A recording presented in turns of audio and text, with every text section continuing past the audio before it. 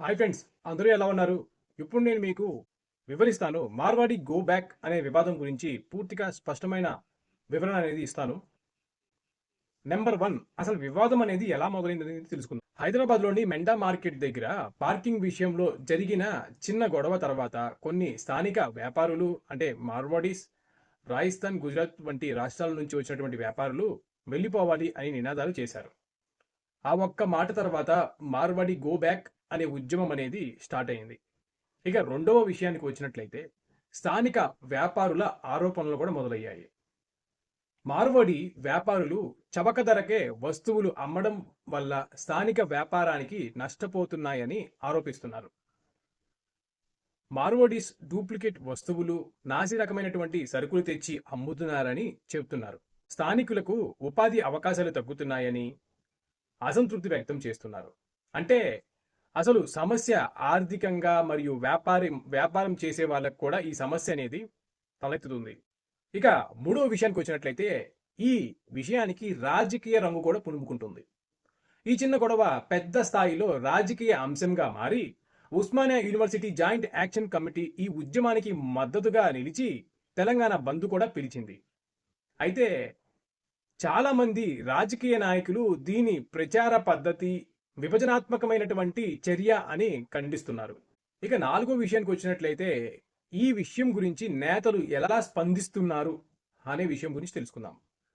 బండి సంజయ్ కుమార్ గారు Marwadi go back అనే ఉద్యమం వెనుక కాంగ్రెస్, బీఆర్ఎస్ మరియు ఏఐఎంఐఎం వంటి పార్టీలు కుట్ర పూడుతున్నాయి, ఇది హిందూ సమాజాన్ని విభజించడానికి చేస్తున్న ప్రయత్నమని అన్నారు.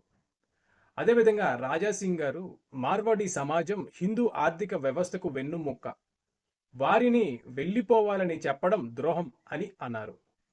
కాంగ్రెస్ నాయకులు భారతదేశంలో ఎవరికైనా ఎక్కడికైనా వ్యాపారం చేసే హక్కు ఉంది, ఇలాంటి విభజనాత్మక వ్యాఖ్యలు దేశ ఆర్థిక వ్యవస్థను దెబ్బతీస్తాయి అని స్పందించారు.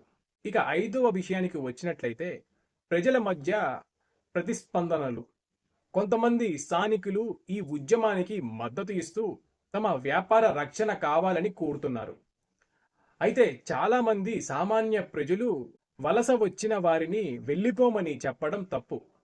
భారతదేశం ఒక దేశం, అందరికీ హక్కులు ఉన్నాయి అని చెప్తున్నారు. ఇక ఆరో విషయం వచ్చినట్లయితే అసలు అసలు ఇందులో నిజమేమిటి అని తెలుసుకుందాం. ఇది ఒక సామాజిక ఆర్థిక సమస్య, అంటే ఉద్యోగాలు, వ్యాపార పోటీ వల్ల కలిగిన అసంతృప్తి. కానీ దీన్ని జాతి రాజకీయ రంగు పులమడంతో పెద్ద వివాదంగా మారింది.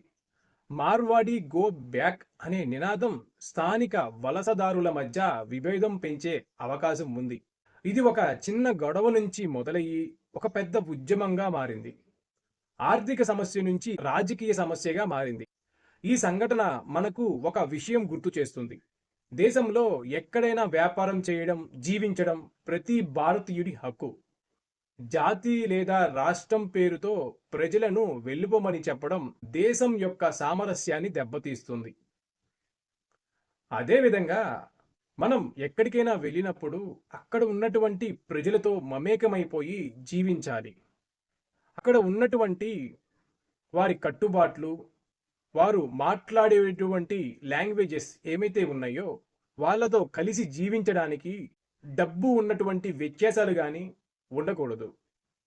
మార్వాడి మిత్రులారా, మీరు కూడా స్థానికులకు రెస్పెక్ట్ అనేది ఇవ్వాలి. వారితో సన్నిహిత సంబంధాలు పెంపొందించుకోవాలి. అప్పుడు ఇటువంటి గొడవలు అనేవి రావు. ఓకే, ఇలాంటి విషయాలు మీరు ఇంకా తెలుసుకోవాలి అనుకుంటే మీ మనీ అని ఈ ఛానల్ సబ్స్క్రైబ్ చేయండి మిత్రులారా.